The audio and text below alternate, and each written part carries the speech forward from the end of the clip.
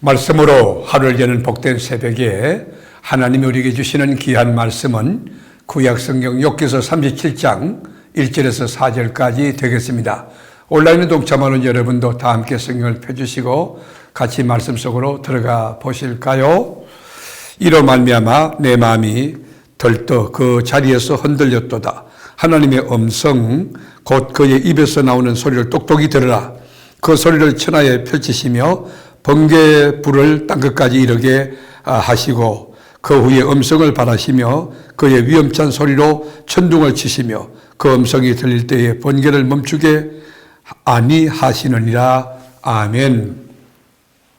시편 19편 1절에서 4절에 보면 하늘이 하나님의 영광을 선포하고 그 위에 손으로 하신 일을 나타낸다고 정언합니다.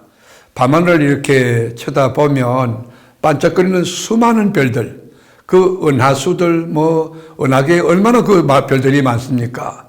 별들이 사실은 소리가 온 땅에 가득할 겁니다. 그래서 첨단 과학에서는 기술을 가지고 우주로부터 들려오는 메시지를 잡으려고 지금 계속해서 연구하고 노력하고 있는 것입니다. 우리는 침묵 가운데서 온 땅에 통하는 그 신비로운 하나님의 계시의 음성을 듣습니다. 천둥 소리가 동서남북 제한 없이 큰 소리로 하늘을 뒤흔드는 것처럼 하나님의 음성을 어디서나 귀를 기울이고 듣고자 하는 자에게 들려주신다. 그게 3절 4절에 나와 있지 않습니까? 우리가 욥기서 37장 1절에서 4절까지 내용 보면 이로 말미암아 내 마음이 떨며 그 자리에서 흔들렸도다. 하나님의 음성 곧 그의 입에서 나오는 소리를 똑똑히 들으라. 그 소리를 천하에 펼치시며 번개불을 땅끝까지 이르게 하시고 그 후에 음성을 발하시며 그의 위험찬 소리로 천둥을 치시며 그 음성이 들릴 때에 번개를 멈추게 아니하시느니라. 여러분, 여기 그 소리를 똑똑히 들으라 2절에 하고 있지 않습니까? 무슨 소리였을까요?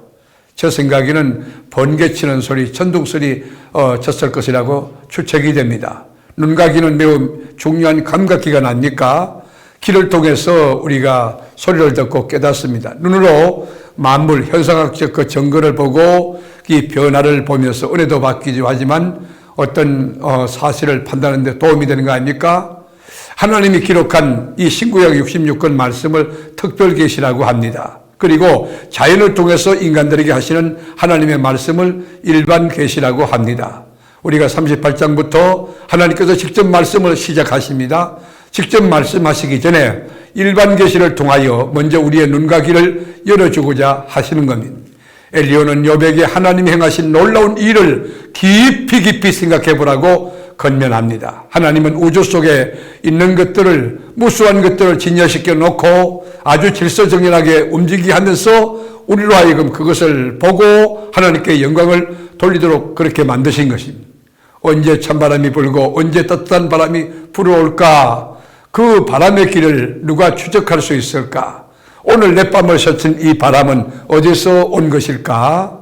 누가 이렇게 큰 우주 속에 어마어마한 이 텐트를 치고 그리고 기둥을 세우고 우주를 지탱해 나갈 수 있겠습니까? 그 18절에 보면 그런 내용들이. 엘리야는 욥에게 말합니다. 그대는 그렇게 하나님에 대하여 할 말이 많았던가? 다고칩니다. 하나님께 무엇을 그렇게 끊임없이 묻는가? 하나님께 대답할 말을 우리에게 좀 가르쳐달라. 우리는 도대체 우둔에서 머리가 나빠서 하나님께 뭐라고 말을 해야 될지 나는 모르겠다. 이것은 사실 엘리야가 욥에게 빈정거리는 말입니다. 우리도 큰일, 작은 일에 하나님을 덜먹거리며 아무 생각도 없이 하나님을 입에 오르낼 때가 있지 않습니까?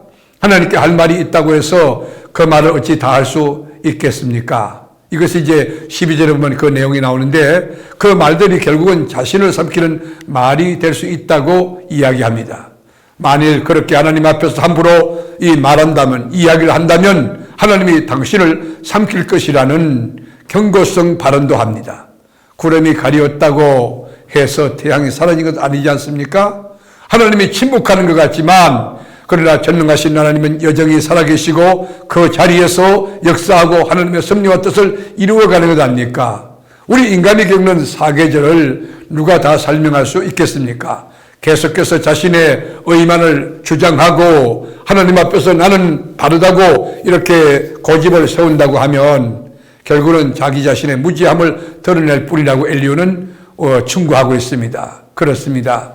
우리가 밤에 잘 때도 죄를 짓지 않습니까? 생각으로 나도 모르게 꿈에서도 잘못된 판단하고 또 죄를 짓고 그럴 수 있지 않습니까? 왜요?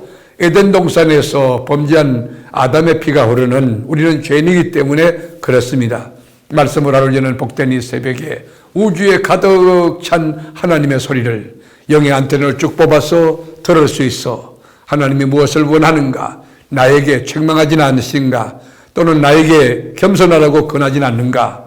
또 하나님 말씀에 순종하라고 그렇게 권면하고 계시진 않는가? 하나님의 음성을 듣는 영의 길을 가진 사랑하는 교우 여러분이 되므로 여러분 일생에 주님의 음성을 듣고 주님 말씀에 순종하며 복된 삶을 살아가는 복된 은혜 있기를 주의 이름으로 축복합니다. 샬롬. 기도하겠습니다. 주님, 엘리야가 욥에게 빈정거리며 네가 말이 많다고 그렇게 책망도 하고 그리고 이 가시 같은 말을 하고 있습니다. 주님, 우리가 우리 주변의 이웃들을 향하여 하나님의 형상대로 지음받은 귀한 하나님의 자녀인 줄 알고 존중하고 귀히 여기고 함부로 이야기하지 않는 그런 절제된 영성 그리고 남을 배려하고 존중하는 그런 바른 신앙 갖게 하여 주어서 우리 목장에서는 목장장님을 귀히 여기고 또 기관에서는 기관장님 또 남전도에서는 남전도 회장님 그리고 안수집사님 회장, 권사회장, 장로회장 모두 존중하면서 영적 질서를 지켜 하나님께 영광 돌리는 저희 교회 전 교우들이 되게 하옵소서. 오늘도 넉넉하게 성립케 하실 주님을 찬송하며 예수님의 이름으로 기도드립니다. 아멘.